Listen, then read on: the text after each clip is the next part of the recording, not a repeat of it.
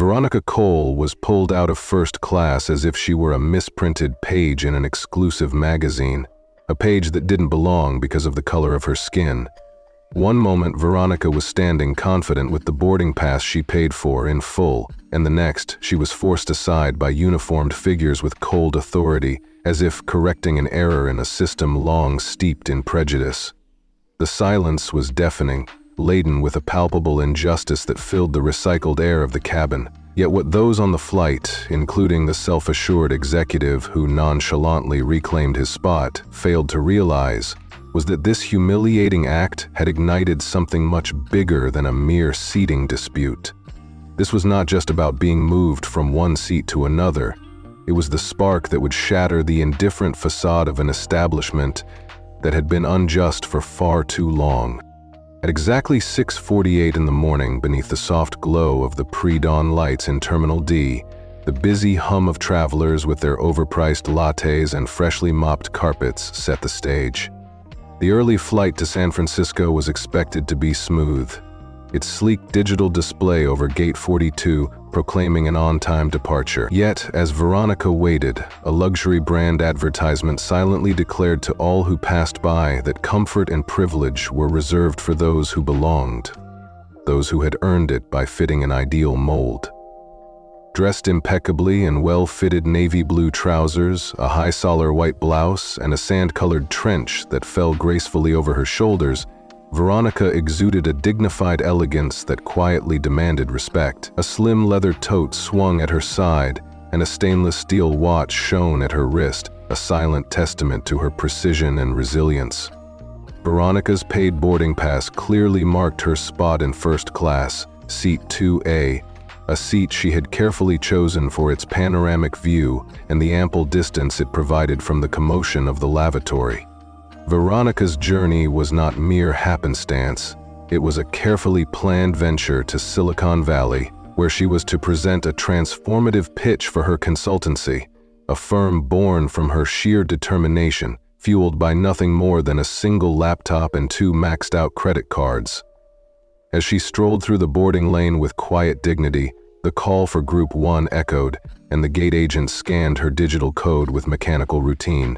There was no smile, no acknowledgement of her status, only a perfunctory beep as her pass was cleared. Her steps resounded softly on the industrial carpet as she approached the aircraft, where a seemingly indifferent flight attendant awaited her.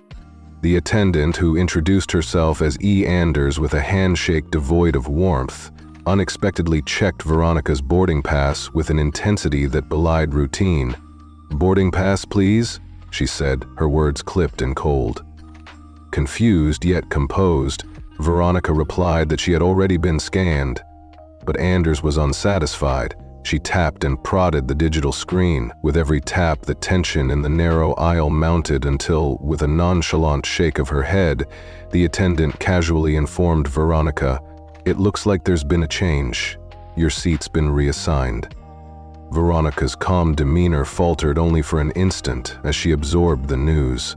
Her seat had been downgraded to 21C, a cramped middle seat in economy, a stark contrast to the luxurious first class she had paid for. In a measured tone, she asked why her seat was swapped without any explanation or compensation.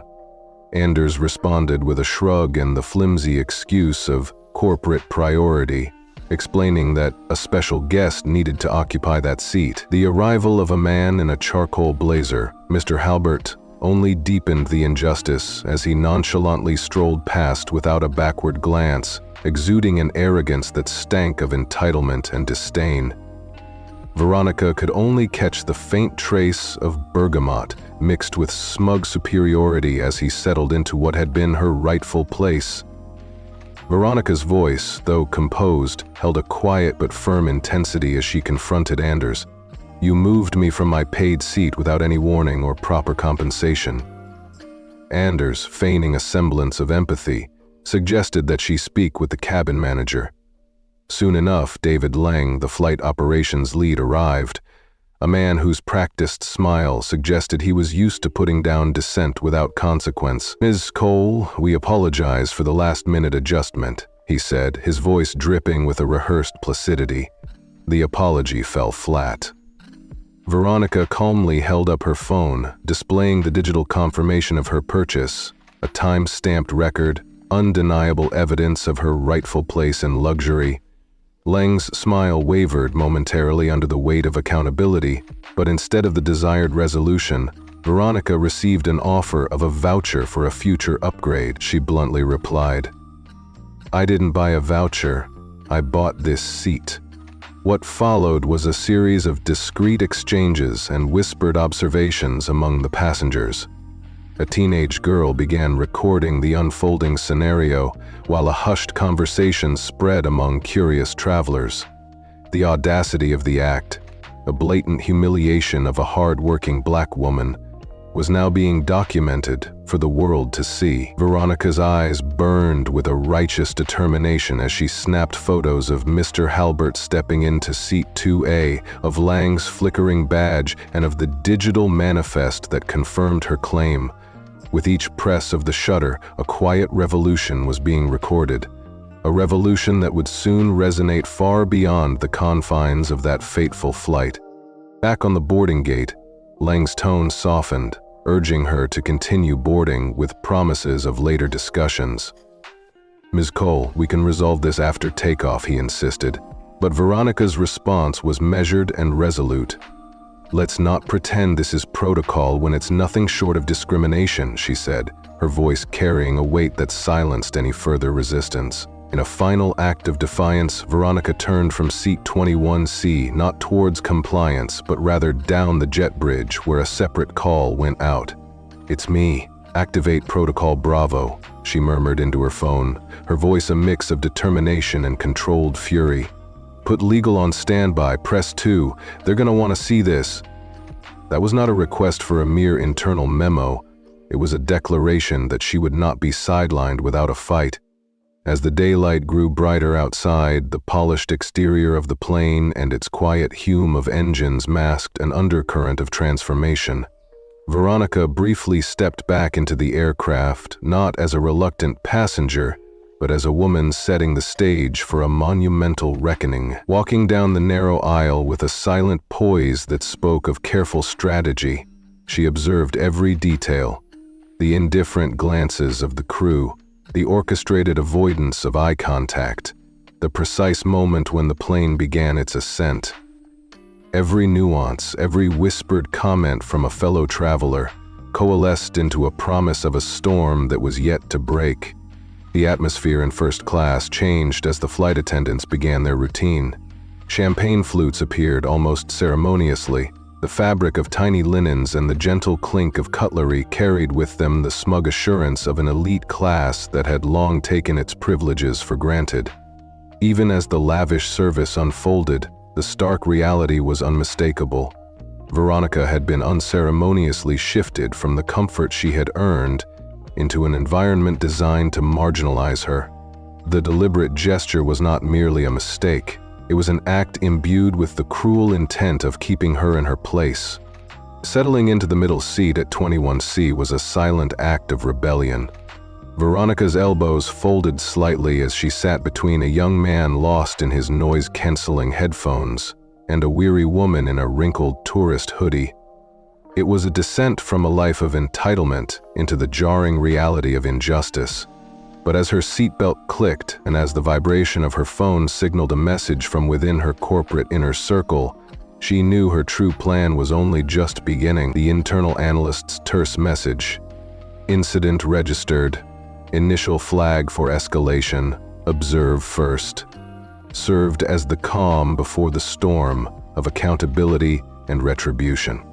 In that quiet moment, as the plane ascended and the clouds drifted past the window, Veronica Cole transformed her personal disgrace into the first shot of a counteroffensive. She was no longer a passive victim. She had become the architect of her own vindication. The systematic disparity that had reduced her to a mere inconvenience for a privileged few was about to be shattered by the force of her resolve. Every head in the cabin, every whispered comment, every recorded moment would soon bear witness to a colossal response, a retribution that would unseat the very foundations of a discriminatory practice. And in that pivotal moment, as the first rays of the American sunrise bathed the aircraft in golden light, Veronica vowed that her fight for justice would be as relentless as it was monumental, drawing a line in the sky that declared discrimination would no longer remain unchallenged. Veronica Cole's journey of retribution was just taking flight, a journey that would soon become the stuff of legend. With each measured step, each calculated act of defiance, she was not merely reclaiming a seat. She was igniting a movement that promised to turn humiliation into a resounding triumph. The injustice suffered that fateful morning on Flight 219 was not the end of her story. It was the beginning of a dramatic showdown that would forever alter the landscape of corporate elitism and racial discrimination. In the quiet determination that shone in her eyes, there lay the promise of a formidable comeback. A comeback that would leave everyone involved in stunned silence, forced to reckon with the mighty force of a woman who refused to be erased. Veronica Cole settled uncomfortably into her downgraded seat in economy as the minutes stretched, each one marked by the quiet hubbub of a routine flight that appeared, on the surface, to be just another scheduled trip. 40 minutes had passed before the first service cart finally reached her row, and when she requested sparkling water, the young brunette attendant, whose fidgety, hurried energy betrayed her genuine rush, simply produced a warm can without even a word, and moved on as if nothing significant had transpired. There was no ice, no proper cup, just a token gesture. Veronica noted every slight with an observant mind that refused to let injustice pass without recognition. In a moment that could have been overlooked by many, she documented the discrepancy with the precision of someone who understood that systemic inequality often wore subtle disguises. Across the aisle, a teenage boy with a camera bag leaned close to his mother and whispered in hushed tones while gesturing in Veronica's direction. His body language revealed suspicion and intrigue. Even though she couldn't hear their words clearly, Veronica recognized the silent language of observation, the kind that spoke volumes in an age where every small incident could be magnified. Without missing a beat, Veronica realized that she would not be the only one to carry the evidence of this injustice. Quietly, she reached into her leather tote and pulled out her slim, matte black notebook. Opening it to a fresh page, she began to meticulously record the timeline and details of every event, the exact moment of reassignment, the lack of any proper disclosure, the simple yet undeniable confirmation that she had paid for her first-class seat. She wrote of the indignity, the removal from her assigned seat, the casual reassignment without her consent, and the preferential treatment clearly lavished on the non-minority passenger. Her steady hand chronicled every nuance, the moment her boarding pass was rendered worthless, the system that allowed discrimination to masquerade as policy, the way the crew's indifference underscored a culture complicit in injustice. She scribbled down each observation on the page as the minutes ticked by.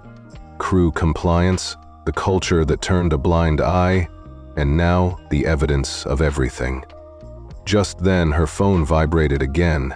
This time the message was from Camille Owens, a respected political journalist whom Veronica had assisted during a major infrastructure probe 2 years back. Camille had caught wind of the early social media posts that had already begun to ripple through networks, evidence of a teenage boy's Instagram clip that now sported over 20,000 views in less than an hour.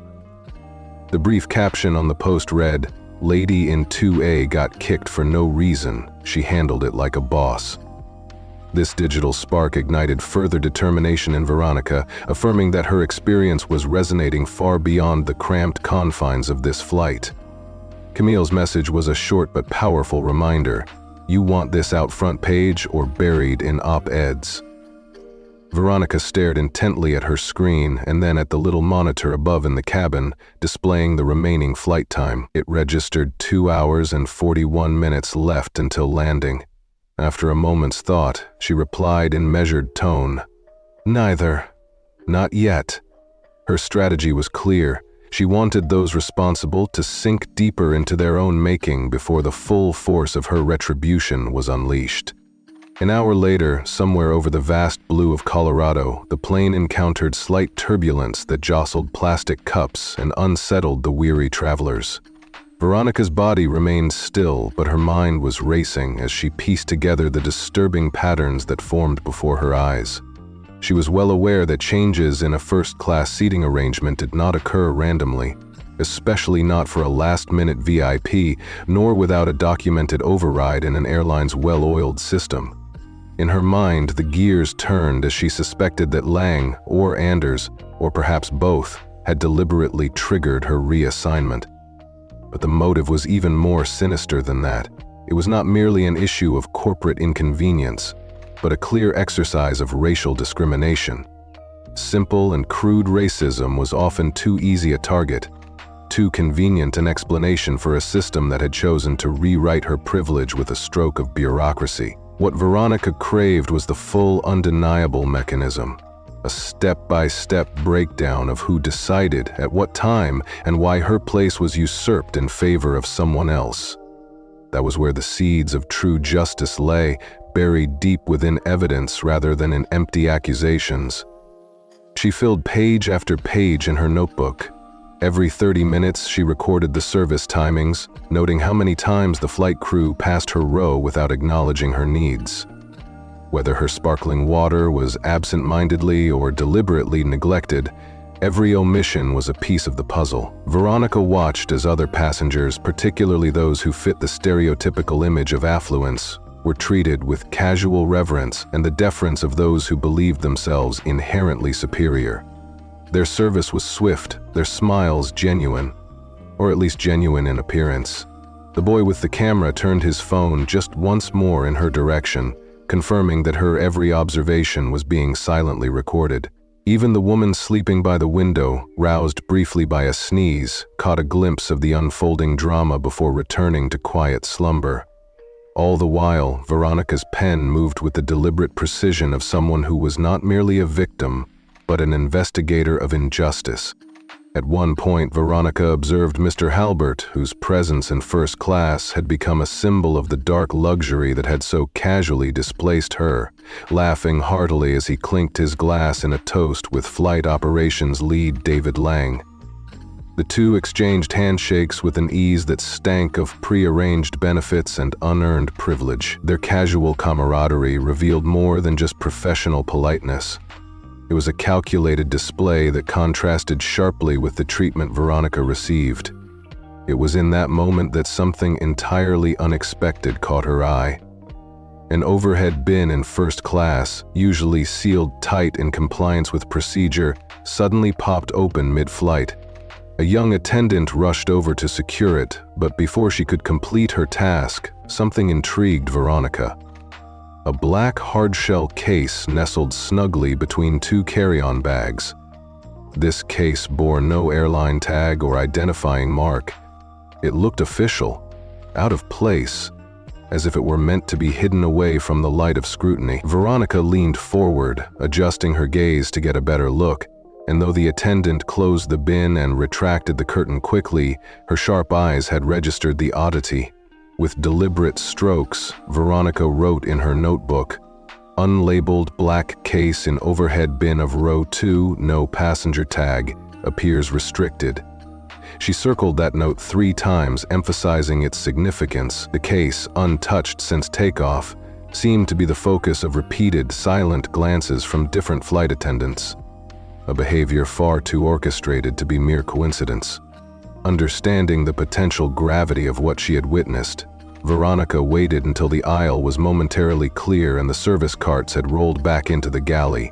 Then, as casually as if she were stretching her aching limbs, she withdrew her phone from her coat pocket and opened her secure communication app, a specialized, encrypted messaging platform reserved for contacts with high clearance. She quickly typed a terse message to her contact R at the DHS oversight. Her message read, "Flight 219 en route to San Francisco. Observed anomalous object. Black untagged case in first class overhead bin at row 2. No passenger identification. Possible policy violation or smuggling. Crew behavior inconsistent with protocol. Recommend passive intercept on landing. "Do not disrupt flight." Attaching the time-stamped photo she had discreetly captured from her hidden vantage point, she pressed send with a sense of grim determination. The app promptly confirmed the encryption and secure relay of her message. With a slow exhale, Veronica folded her hands over her lap and resumed her role as a passenger in a downgraded seat, though her mind was far from idle. This was no longer simply about a stolen seat.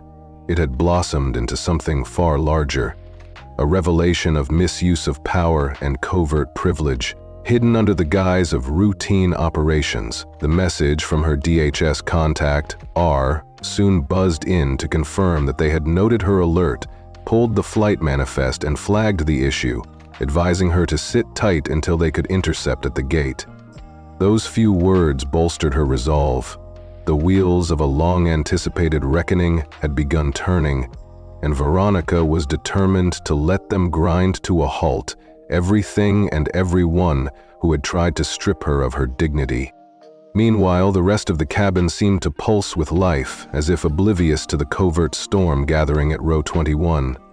A baby cried softly 2 rows down, and a cluster of 3 college students huddled over a shared set of earbuds in cheerful conversation, their laughter a stark contrast to the grim determination etched on Veronica's face. An older woman across the aisle, engrossed in a well-worn paperback, barely glanced up as she turned a page. None of these passengers could fathom the magnitude of what was unfolding, nor did they know that by the time the plane touched down at San Francisco International, the consolidated evidence of their collective neglect would become the spark for a nationwide outcry. Veronica leaned forward once more, adjusting her seatbelt as if preparing for a restful nap, but in truth she was in constant alert.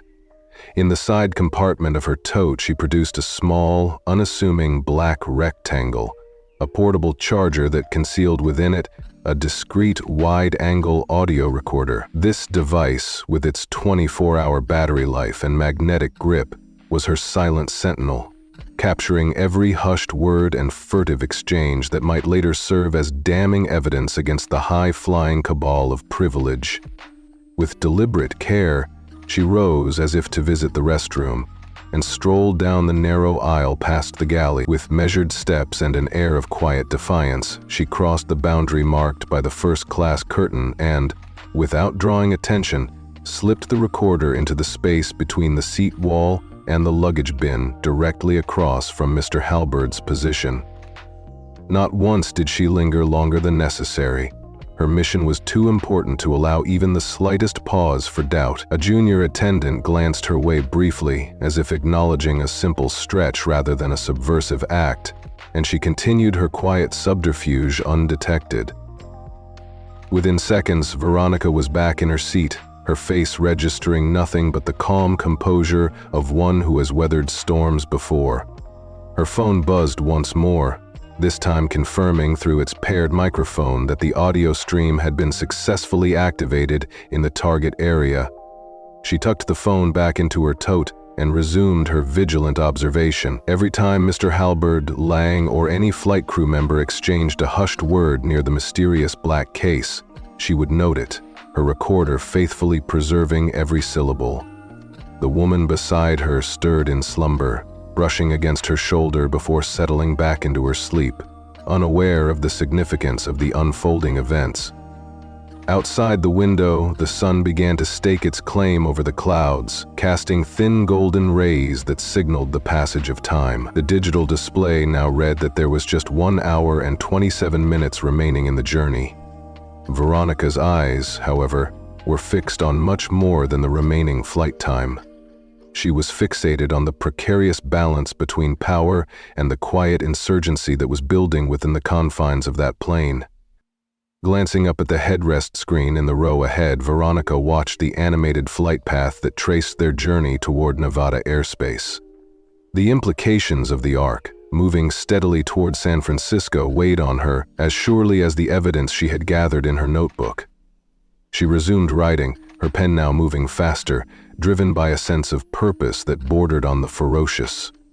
"High probability of operational abuse," she scrawled in bold letters. Her observations piled up, Suspect, Halberd, behavior entitled and coordinated, secondary suspects Lang with his overzealous oversight and Anders with her compliant deference. Underneath, she noted that the untagged luggage was more than a misplaced case. It was a symbol of contraband or of a secure courier operation that defied the rules of fairness. She circled those words, emphasizing the gravity of her discovery. This was not a game. It was a meticulously compiled case file that would expose the rot at the heart of the airline's discriminatory practices. In the midst of her documentation, an unexpected sneeze erupted from 2 rows ahead, briefly distracting her. The flight attendants continued their robotic routines, pouring lukewarm coffee and distributing cookie packets with a practiced smile that barely concealed their inner disquiet. Yet Veronica's attention remained unyielding. The longer she observed, the more she realized that the behavior of the crew was a tightly choreographed performance, one that had known exactly how to isolate her, to ensure that she remained an inconvenience rather than a catalyst for change. The subtle signals were unmistakable. Anders kept glancing up the aisle with a veneer of false casualness, while Lang's extra trips through first class and his overly meticulous service hinted that someone was scrambling to cover up their missteps. Veronica knew that they sensed something had gone off script, that her meticulous record-keeping and discreet communications had not gone unnoticed. Her phone buzzed again and she quickly checked social media. The clip of the young boy's recording had now surpassed 100,000 views, and it was being circulated by a respected journalist known for exposing corporate ethics violations. The headline accompanying the viral clip was short and sharp: "When they think you're nobody, and you're watching everything." It was a rallying cry, a message that spoke directly to those who had been marginalized by systems that revered entitlement and excluded the very people they claimed to serve. Veronica's eyes, though steady and serene on the surface, burned with a flicker of steel determination. This was no longer just a personal vendetta. It was exposure on a massive scale. The unmasking of corruption and abuse was imminent, and every unwarranted decision made aboard Flight 219 would soon be brought to light. As time inched forward, a subtle but unmistakable shift occurred among the flight crew. A few rows ahead, Mr. Halberd made a pointed call over to Anders, whispering something that caused her to pause and look in his direction. Veronica's alert gaze followed the interaction as the two shared a brief, calculated glance, a look that spoke of conspiracies and mutual complicity. Her heart pounded with the realization that they were aware of her investigation. Determined not to be intimidated, she rose from her seat again.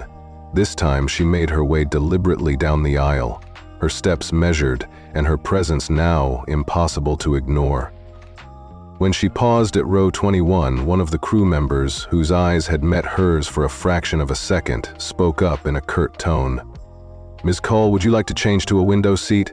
We just had one open near the emergency exit." The offer was as patronizing as it was condescending, an attempt to isolate her further. Veronica cocked her head, her expression unreadable, yet defiant. "No, thank you," she replied, in a tone that brooked no argument. Anders, barely missing a beat, nodded stiffly and moved on, but the message was loud and clear. They now knew exactly who she was, and they were attempting to quarantine her presence to prevent her from disrupting their carefully laid plans. At that moment, another buzz arrived on her phone.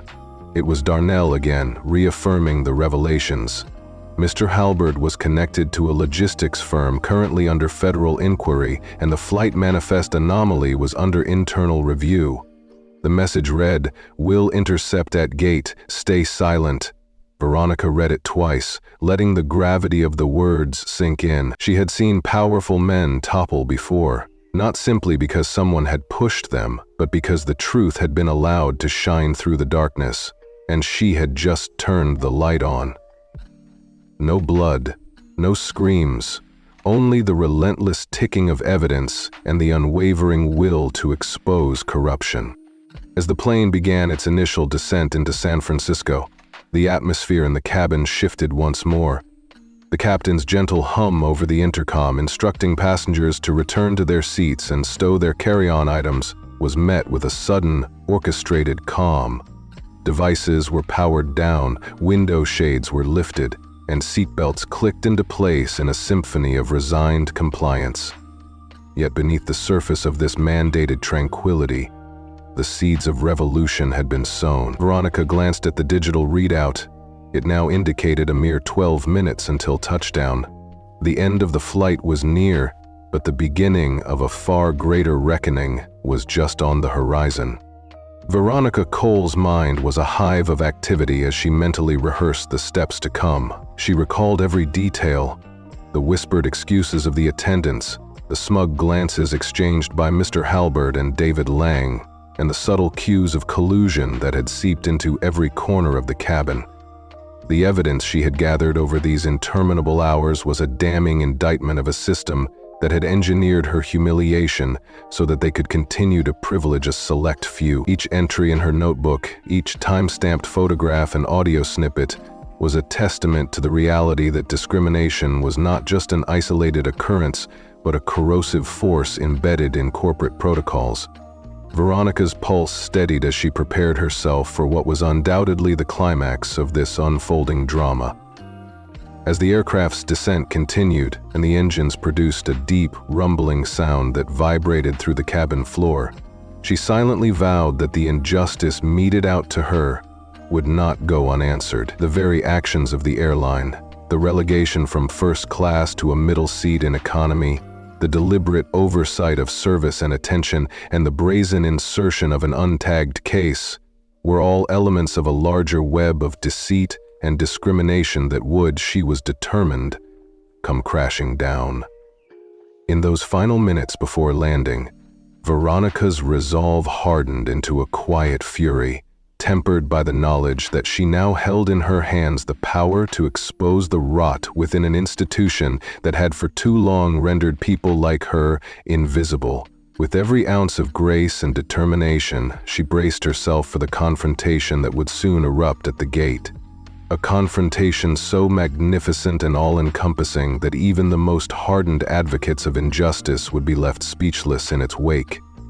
The meticulous compilation of her evidence was not merely for her own vindication, but to serve as the clarion call for all those who had suffered in silence. This was her moment of retribution, a moment destined to shift paradigms and force accountability upon those who had so arrogantly considered themselves untouchable. As the landing gear lowered and the plane's descent became increasingly pronounced, Veronica gathered her belongings with deliberate care. She knew that once off the aircraft, every step she took would be the step toward a new beginning, one where systemic abuse would be unmasked and those who had assumed that their power was invulnerable would have no choice but to answer for their crimes. Her journey had transformed from a personal humiliation into a monumental crusade for justice, a reckoning that would resonate long after the wheels of the airplane touched the tarmac at San Francisco International Airport. Veronica Cole's story, now etched in the annals of resistance, was a testament to the truth that even in the face of blatant discrimination and orchestrated cruelty, dignity and determination could not be silenced. Her meticulous records, her encrypted messages, and her unwavering resolve would soon become the catalyst for a sweeping exposé, one that would force the very institutions built on exclusion and privilege to confront the reality of their action. In the eyes of the public, Veronica was no longer just a passenger who had been wronged. She was the embodiment of a movement that would inspire countless others to stand up against systemic injustice. As the final minutes ticked away, the cabin settled into a subdued quietude, and the intercom once again crackled with the gentle yet authoritative voice of the captain declaring, "Ladies and gentlemen, prepare for landing." Veronica sat quietly, her gaze fixed on the window, where the sprawling city lights of San Francisco began to emerge like scattered jewels on a dark canvas. Her heart pounded with a mix of exhaustion and anticipation, knowing that the moment of reckoning was at hand. Every slight, every act of cruelty, and every covert maneuver had led to this singular, defining moment. Even as the plane taxied toward its gate, Veronica's mind raced through the possibilities.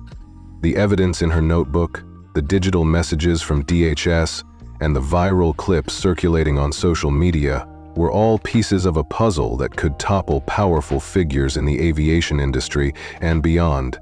The injustice that had been inflicted upon her was no longer a solitary narrative. It was the spark that would ignite a full-scale exposé, a public outcry that would leave the perpetrators scrambling in the wake of her meticulously orchestrated retribution. In that climactic moment, Veronica Cole resolved that when the plane's doors finally opened, she would make her presence known.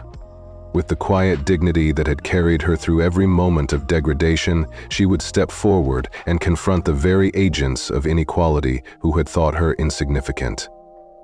Her story, a stunning blend of personal trauma and empowered resilience, would soon be recounted by those who had long been silenced.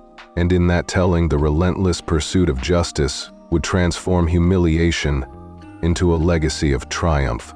Thus, as the aircraft rolled to a stop on the tarmac, the dramatic scene was set for a showdown that was bound to captivate the nation.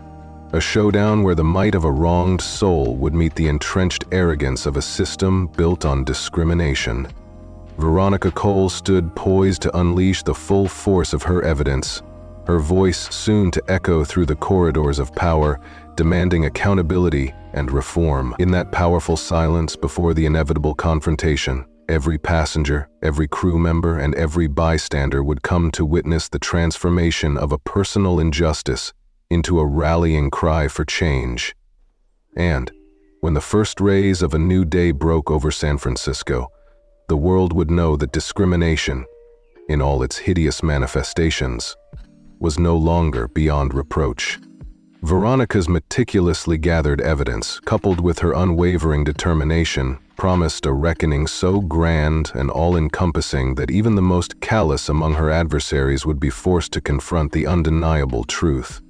The scales of justice were about to tip, and with every carefully documented detail, every encrypted message sent, and every viral moment captured, she was prepared to lead a movement that would render old prejudices obsolete. Her battle was not just for herself.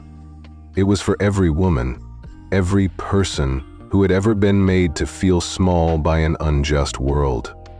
And in the unfolding drama that would captivate hearts and minds alike, Veronica Cole's stand against discrimination would become a symbol of hope, resilience, and the unstoppable power of righteousness. In that final hush before the plane's arrival, as the scent of early morning coffee mingled with the anticipation of what was to come, Veronica Cole knew one thing with absolute clarity: her fight was far from over. The confrontation she had long anticipated was imminent, and when it arrived, it would be a spectacle of retribution so daring and uncompromising that it would leave her adversaries and the world stunned into silence. Every injustice, every slight, every moment of humiliation had been the prelude to this grand moment of defiance. And now, with her evidence irrefutably secured and her spirit unbowed, Veronica was ready to make sure that the world would never again forget that when someone is deemed unworthy simply because of the color of their skin, the backlash is not only inevitable, but spectacularly righteous. Veronica Cole's descent into the economy cabin had been a painful fall from grace, but it was also the very catalyst for her triumphant rise. From the moment she had been unceremoniously removed from first class to the time she had covertly recorded and documented every detail of the crew's sinister collusion, and as the plane finally slowed to a stop, with the doors sliding open to reveal the sprawling terminal at San Francisco International Airport, she stood ready to step out into a new world. One where every act of discrimination would be met with a forceful, resounding response. In that moment, as she gathered herself to disembark, the weight of injustice seemed to vanish, replaced by the promise of a future where her defiant stand would serve as a rallying cry for all those yearning for true equality. Veronica Cole's story was now one of unyielding determination, a story that would be told over endless cups of coffee in diners, in quiet living rooms across the country, and at community gatherings where voices long silenced would rise in unison. It was the story of a woman who refused to be marginalized, who transformed indignity into an unstoppable movement, and who would ensure that the forces of prejudice ultimately met a reckoning so forceful, so spectacular, that everyone would be left in awe. And as the aircraft came to a final halt, with the promise of retribution hanging thick in the air, one thing was unequivocally clear. Veronica Cole was no longer just a passenger on a doomed flight. She was the herald of change, the quiet storm that would remake a deeply flawed system from within. Veronica stepped off the plane with the dignified poise of a woman who had weathered the worst and emerged stronger. With her notebook clutched tightly and her mind brimming with evidence, she strode into the terminal, a living testament to the resilience of the human spirit in the face of injustice. The scene outside the aircraft promised not just a safe landing, but the beginning of a new chapter, one that would ultimately transform a single act of discrimination into an enduring legacy of empowerment and accountability. Veronica Cole sat quietly as the final minutes before landing ticked away, her notebook tucked securely inside her leather tote. She appeared composed, not overcome by anger, but driven by a steadfast focus. In that moment, the boarding pass that once granted her the luxury of first class had been stripped away by those who believed she could be erased with bureaucratic ease. The orange glow of the seatbelt sign and the captain's fading intercom announcement signaled that the descent into San Francisco had begun, a descent that carried with it both the promise of retribution and the weight of systemic injustice. As the cabin adjusted like a breathing organism, with passengers straightening their seats and flight attendants briskly checking rows, the atmosphere thickened with a quiet, anticipatory static. Veronica kept her eyes fixed on the back of seat 20C, while her thoughts remained anchored to that ominous black case in first class and the steady stream of audio being recorded further ahead. A gentle chime from her discreet recorder confirmed that her backup system was exporting a comprehensive data file. In less than a minute, every hushed conversation near the overhead bin above seat 2A would be delivered to her private legal team, a trusted FAA compliance contact, and a journalist renowned for exposing corruption linked to federal contracts. At that moment, the most potent force in the cabin was not the false bravado of Mr. Halberd, nor the empty authority of Mr. Lang, but this quietly transmitting file that promised to unravel their carefully constructed facade. Mr. Lang paced the front of the cabin twice in under 3 minutes, murmuring urgent instructions to the ever-compliant attendant, Anders. On his final pass, Veronica noticed his eyes dart back to her, a fleeting yet unmistakable acknowledgement that he sensed she had interfered. That split second conveyed a silent message. He knew she had done something, though he could not yet fathom the full extent of her actions. It was at that moment that the fabric of their deceit began to unravel. Before the plane completed its descent, Mr. Halberd rose from his seat, ostensibly to head for the lavatory, yet Veronica's keen observation revealed it was far from an ordinary restroom visit.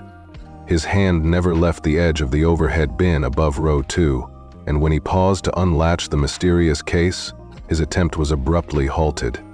Anders emerged from the galley in a hurried whisper, urging him back to his seat. In a gesture that attempted to mask the growing panic, Mr. Halbert's face contorted with frustration, and his jaw tightened as their plan, an attempt to keep her in the dark, began to crumble in real time.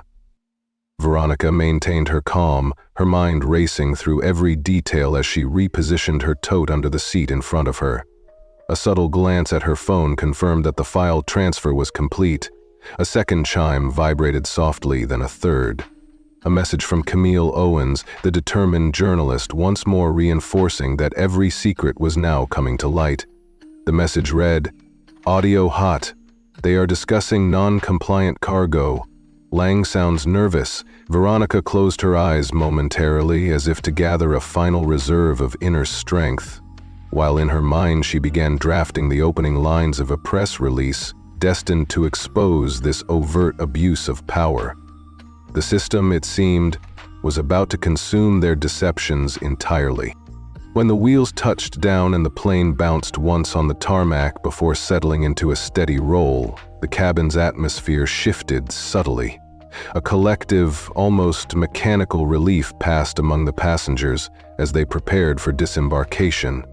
Yet for Veronica, every moment of this journey had served as irrefutable confirmation that those responsible for her humiliating reassignment would soon face the consequences of their actions. The low hum of the engines faded as the cabin filled with light and the sprawling terminal of San Francisco emerged beyond the windows. While most passengers applauded out of habit and hurried to reclaim their belongings, Veronica remained motionless, her gaze ever watchful and unyielding. The order to remove her from seat 2A had been issued by a figure logged under the system ID of the airline's director of operations. His name was Mitchell Forrester, a man whom Veronica remembered from an aviation summit 3 years past, where he had dismissed her proposal for equitable staffing reforms as nothing more than idealistic nonsense. Now, his identity was inextricably linked to this brazen act of discrimination, and Veronica was determined to make his name the headline of a scandal that would reverberate throughout the aviation industry. In her corporate office, a modern glass structure embedded in the converted vestige of an old naval facility, Veronica quickly convened her core team in the briefing center. Screens displayed live social media metrics, real-time airline response tracking, and legal frameworks that could be invoked to demand accountability. At the head of the table, amidst a semicircle of focused professionals, a paused image from the flight confirmed that the culprits were captured in compromising moments. The team listened intently as Veronica walked them through a meticulously recorded timeline, from the gate scan to the exact second her name disappeared from the seat manifest, to the moment Mr. Halberd was logged as her replacement. Audio clips played softly, one capturing Mr. Lang dismissively saying, "Just move her. It is not like she is going to sue," and another recording Mr. Halberd's careless laugh as he remarked that if she complained, they would offer her nothing more than a token travel voucher. Each snippet was a piece of the damning puzzle that laid bare the cruelty and systemic bias that had been perpetrated against her. Her legal counsel, peering through thick glasses as he absorbed the evidence, confirmed that a federal review of discriminatory passenger treatment protocols could be filed in as little as 3 days if the process was clean, or within 12 hours if pressed for an urgent press-ready action. Veronica's decisive command to flag the case under Clause 18B regarding manifest manipulation under a non-operational pretext sealed the deal. She knew that their actions would not only expose the individual culprits, but also spark internal reviews across every airline sharing data with Skyline Airlines. The digital trail was undeniable, and with Twitter already buzzing and the first phase of the media plan set in motion by Camille, the stage was set for a nationwide reckoning. As Veronica addressed her team with quiet conviction, she reminded everyone that this fight was not solely about her plight. It was about every person who had been rendered invisible by a prejudiced system. The evidence in her hands was not just a tool for personal vindication, but a powerful catalyst for a movement that would challenge and ultimately dismantle systemic injustice in the aviation industry. The plan was clear: to expose the cruelty, to force accountability, and to ensure that no one else would ever be treated as though their worth could be erased on a boarding pass. In that final charged moment before the truth was unleashed into the world, Veronica Cole stood as a beacon of hope and unyielding resilience, a quiet force ready to transform humiliation into a resounding triumph of justice. Veronica Blake's story had ignited like a wildfire across social media that morning. Hashtags such as #SeatForSale and a viral Instagram excerpt of her composed yet defiant confrontation with Mr. Lang were spreading rapidly. In the video, her steady tone and calm demeanor recounted how her paid first-class seat had been stripped from her, not with a raised voice in anger, but with an unyielding resolve that raised the standards for dignity and justice. Comments flooded in as people shared their own painful experiences, demanded an apology from Skyline Airlines, and even organized boycotts. Yet Veronica paid no heed to the clamor on her screen. Her focus was solely on the next steps that would transform her personal humiliation into a landmark retribution for every victim of systemic discrimination. In a measured tone that only hardened her determination, she instructed her trusted strategist Camille Owens to begin mapping out the media angles. Veronica explained, "I want one thread focused on passenger profiling, another on the corporate override loopholes, and a third on how customer service data is manipulated to hide racial complaints under a veneer of general dissatisfaction." Camille nodded, her fingers already dancing on the keyboard as she absorbed every word. When Camille asked what they should call this operation, Veronica replied without hesitation, "Project Window Seat." By the next morning, they would have amassed a full investigative dossier that would shake the foundations of Skyline Airlines. That very night, an anonymous whistleblower from within Skyline sent a file marked Reclassification Directives directly to Veronica's office.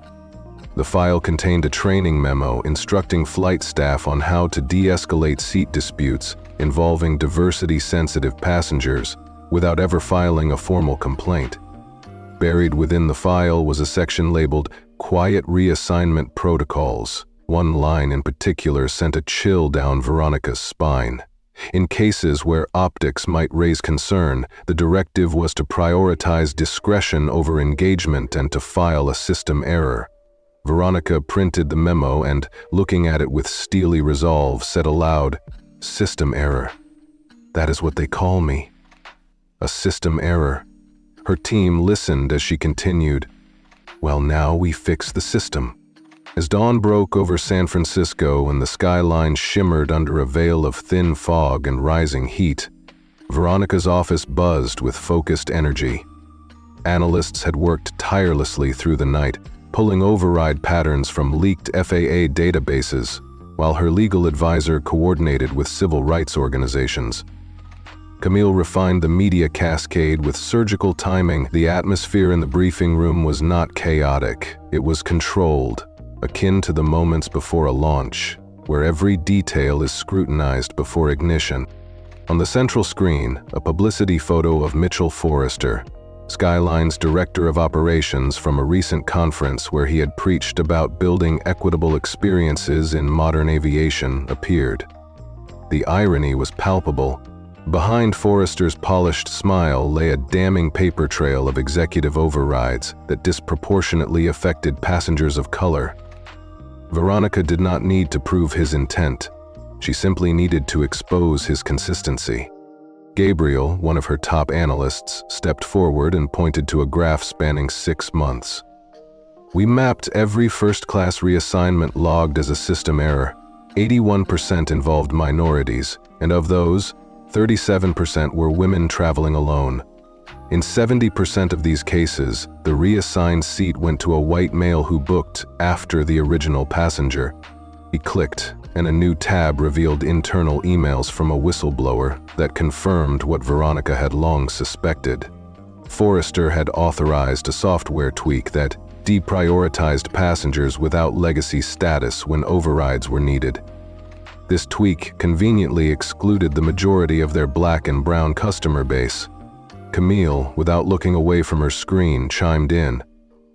#Window Seat has just passed 1.8 million mentions. Every major outlet from MSNBC to Vox is now demanding statements while the airline remains obstinately silent.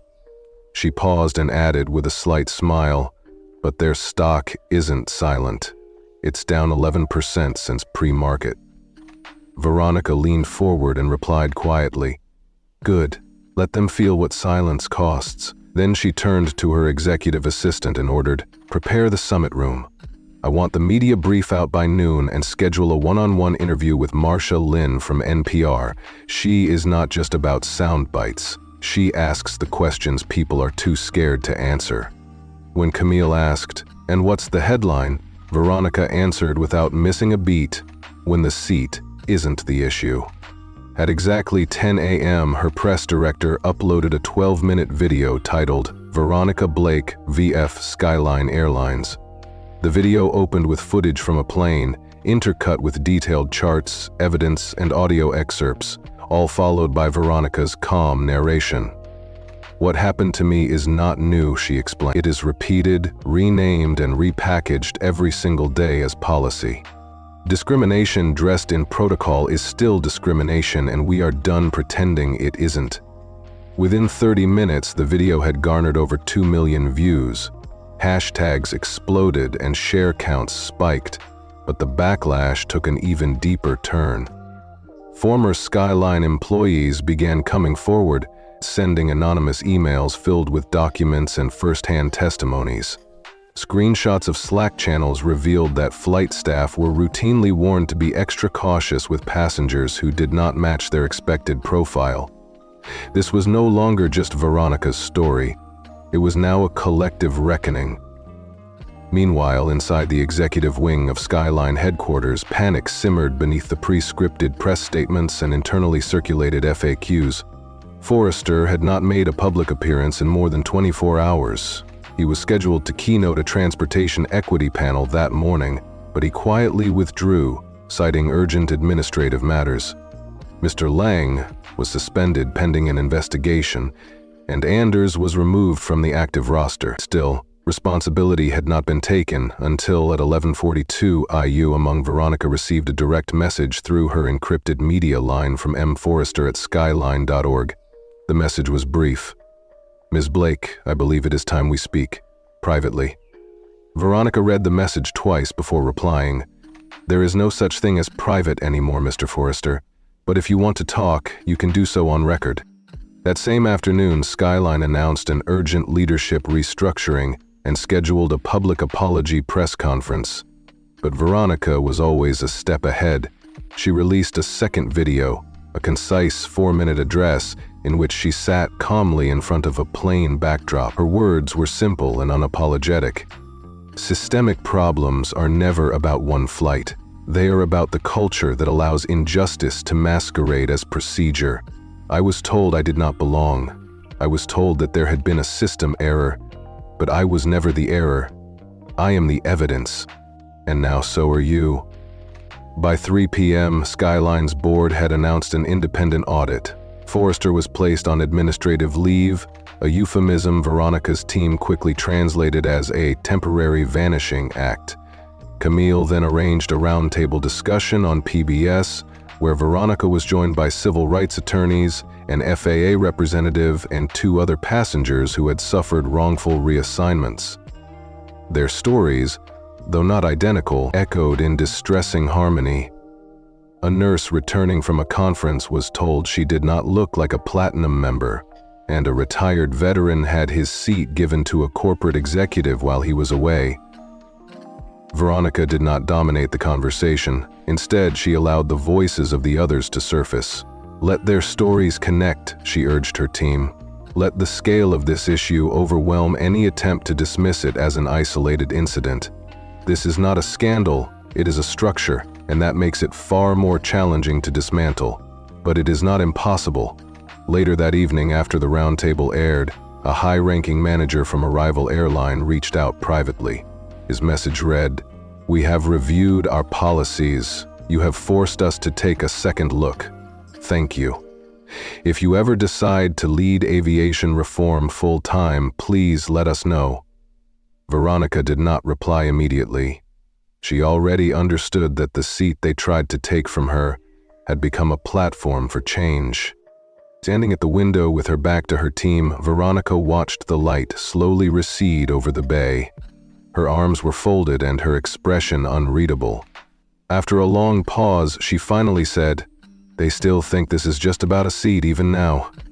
Camille looked up warily, and Veronica replied softly, "Then let us remind them what it is really about." Slowly, she walked back to the center of the room and placed a slim, leather-bound folder on the table. Sliding it across to Gabriel, he opened it and froze. Inside were 6 sheets of embossed stationery bearing the seal of the Athena Equity Trust, a global investment fund with over $1.3 billion, 0 cents in active aviation infrastructure development. At the top of each page, just below the crest, was one name: Veronica E. Blake, Chairwoman and Strategic Director. Gabriel exhaled deeply. They are not ready for this. Camille's jaw tightened as she said quietly, "Neither are we. You have held on to this since the beginning." Veronica nodded, adding, "It was irrelevant until now." She tapped on the bottom of one page, where an authorization form signed just 6 weeks earlier approved a proposed allocation of $127 million, 0 cents, for a Skyline-led transcontinental expansion initiative. That funding has not cleared, she noted, and it is scheduled for a board vote next Friday. The room fell completely silent. Camille whispered, "You are the vote." With a single measured breath, Veronica confirmed, "And I am pulling it."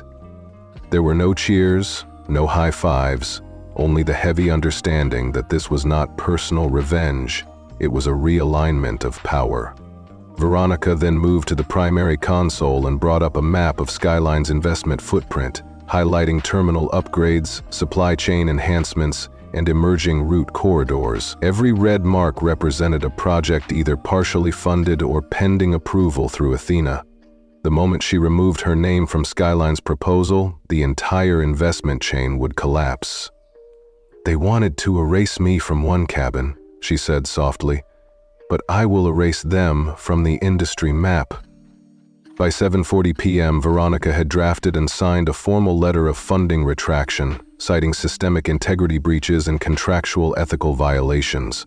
The letter was not sent directly to Skyline. Rather, it was dispatched to every major investor in the aviation sector, every regulatory advisory board, and every government partner working with Athena's infrastructure plan. It was not merely a financial decision, it was a definitive signal of change. Almost immediately, emails began flooding in, some cautious, some congratulatory, some panicked. One message from the Department of Transportation read simply, "We would like to meet soon." But Veronica was not done. She wanted the public to know the true extent of the power the woman they tried to silence had always carried. The power of her message was undeniable, and in that moment the world began to understand that this was about far more than a single flight. It was about dismantling an entire structure of systemic bias and reclaiming the dignity of every passenger who had ever been made to feel inferior. Veronica Blake looked directly into the camera with eyes that burned with quiet determination as she began, "What you don't understand is that I was never just another passenger on that plane. I was the lead stakeholder in the largest aviation funding initiative our country has seen in the last decade." Her voice was calm, measured, and every word dripped with authority. She continued, "I didn't need you to allow me a seat because I was already standing over you, shaping your future."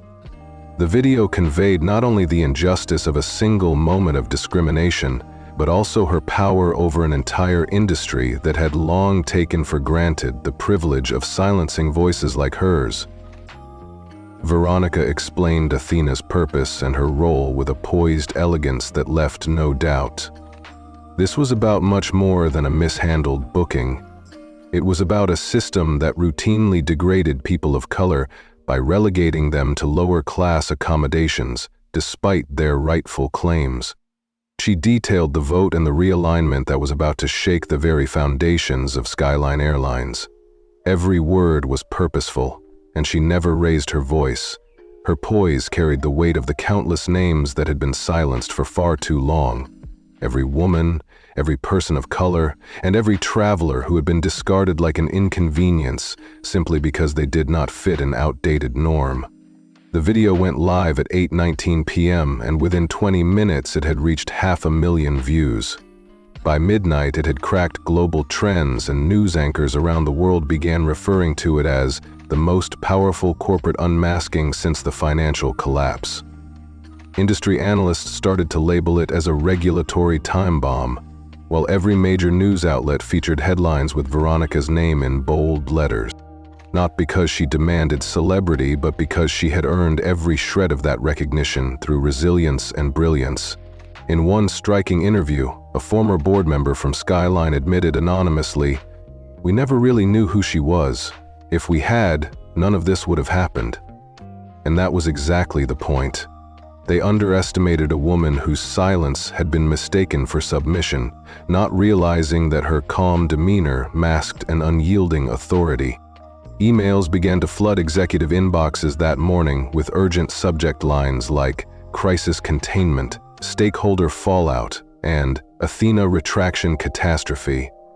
Mitchell Forrester, the man whose name had become synonymous with discriminatory policies and corporate neglect, was nowhere to be seen in the boardroom.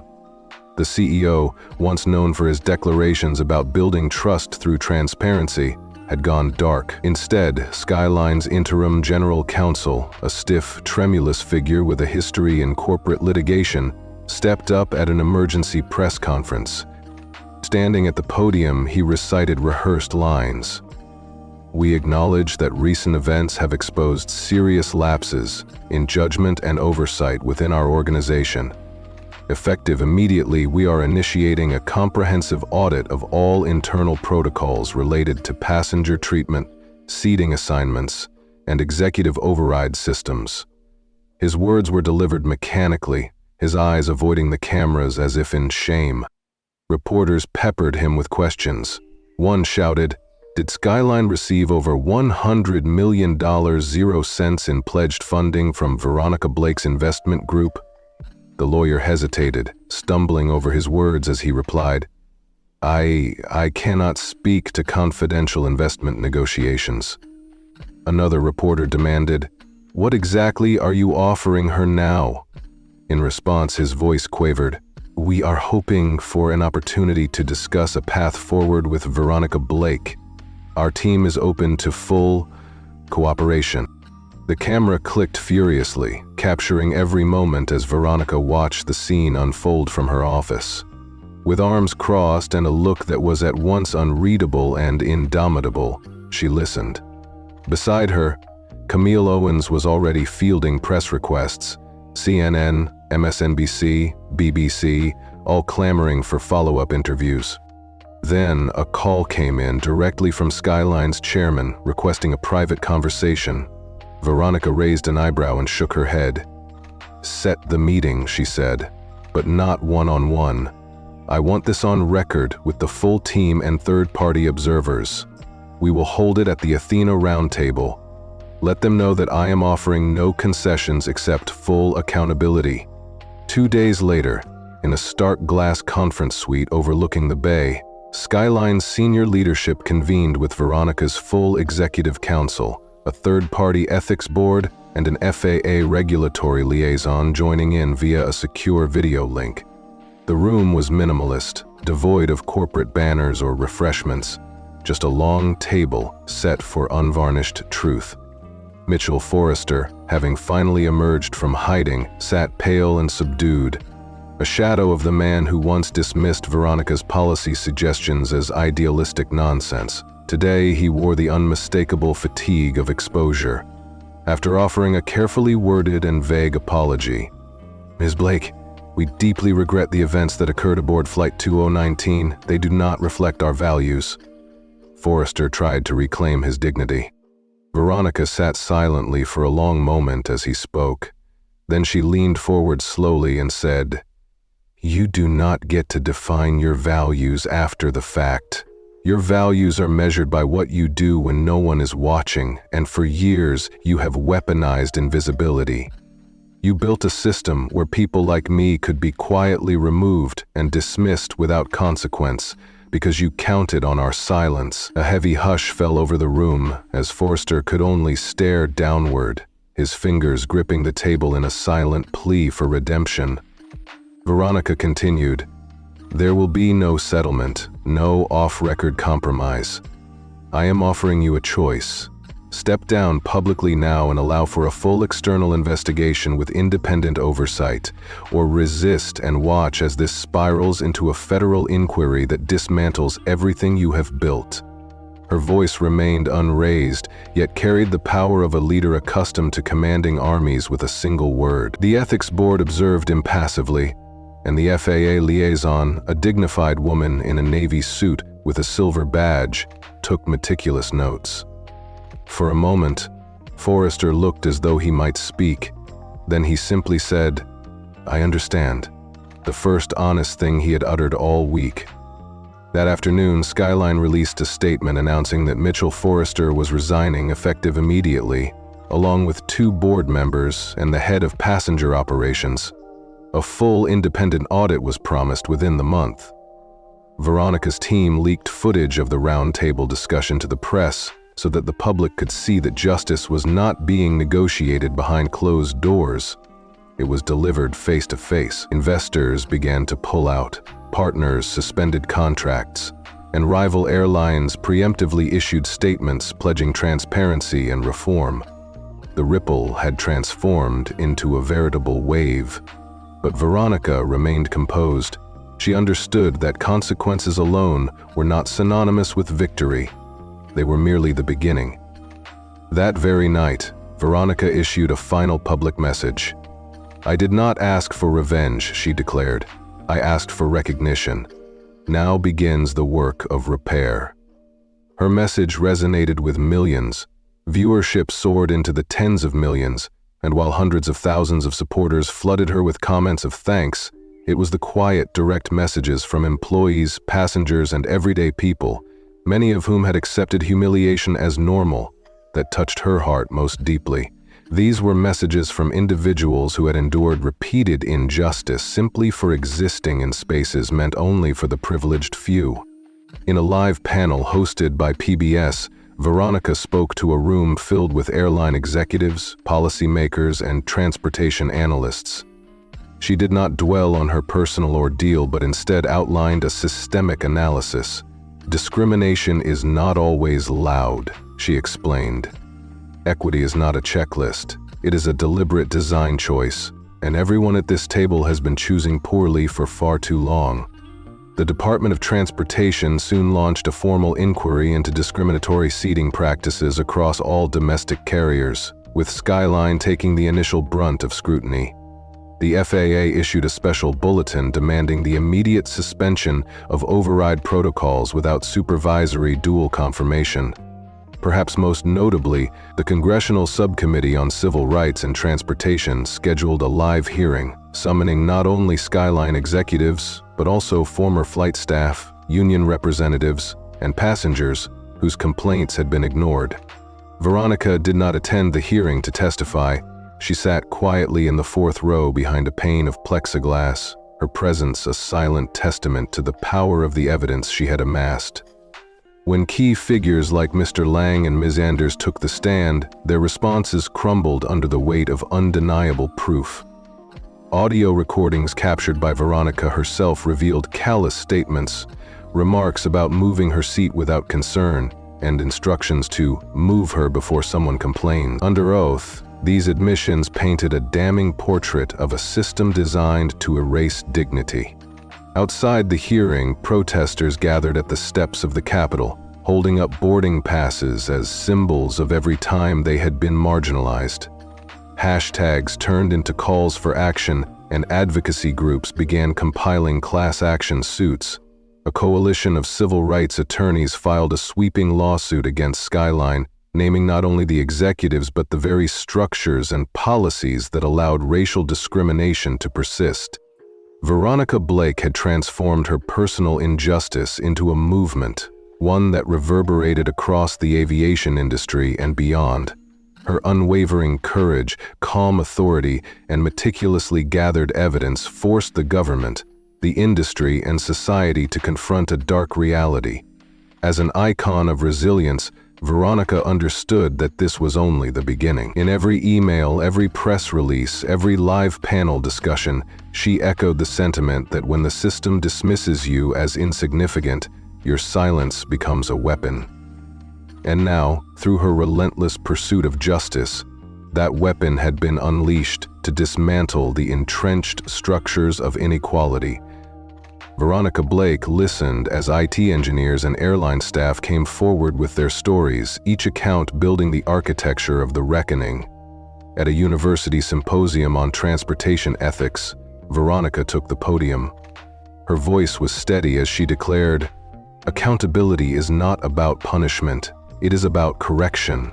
It is about rebalancing a scale that has been tilted for too long against too many people. She spoke not of personal grievances alone, but of a systemic injustice that affected every person of color, every woman, and every traveler silenced under outdated protocols.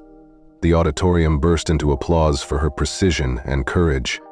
In the weeks that followed, disciplinary actions swept Skyline. Senior executives lost their pensions, Mr. Lang faced termination, and flight attendant Kay Anders resigned after admitting her complicity in the cruel overrides. The Department of Justice announced it was considering civil penalties for discriminatory corporate behavior, a first for any airline. Veronica's work transformed despair into reform. Former crew members and whistleblowers gathered at workshops, where one junior attendant confessed, "I did nothing when I should have spoken." Veronica's message resonated.